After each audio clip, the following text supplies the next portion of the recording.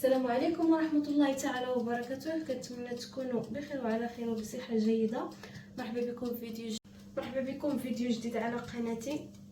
اليوم غادي نحضروا عسل الشباكية. مباشرة ننتقلوا للمقادير ونبدأ على بركة الله.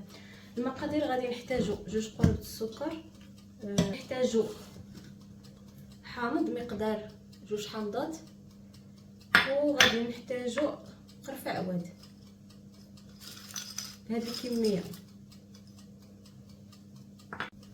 غنحتاجوا كذلك 2 اطر ديال الماء، 2 اطر ديال الماء، 2 قرب السكر. كنحتاجوا 2 اطر ديال الماء. نديروا هاد 2 اطر ديال الماء على السكر،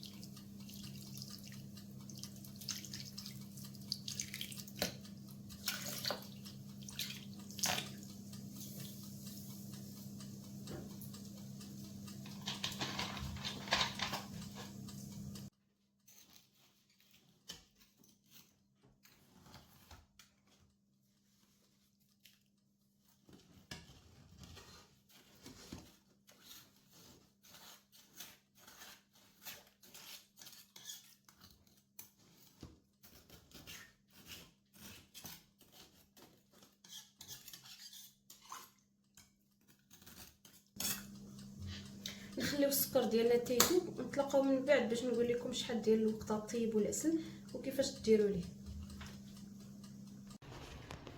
من بعد ما داب السكر ديالنا تماما درناه في قعافيه متوسطه،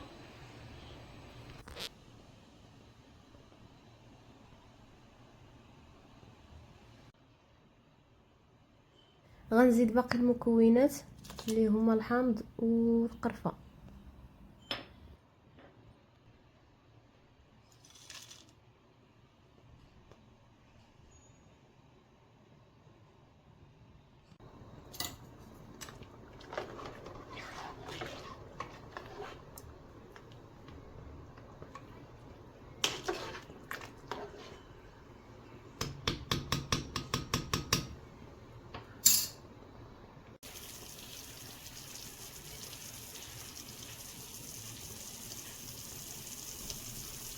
الوقت بالضبط فاش غيطيب العسل هو 45 دقيقه، 45 دقيقه حتى لساعه.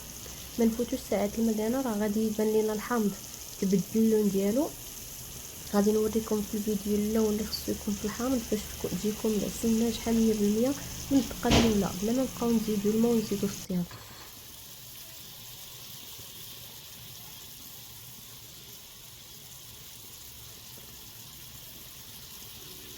كما كتلاحظوا في الفيديو الحامض ولا اللون ديالو ذهبي ولا مذهب. صافي في هذا الوقيته خصنا نطفيو العسل ونتسناوها تبرد ليله كامله، وديك الساعه نقدروا نخدموا بها الشباكيه واي معسله غنصايبوها في رمضان.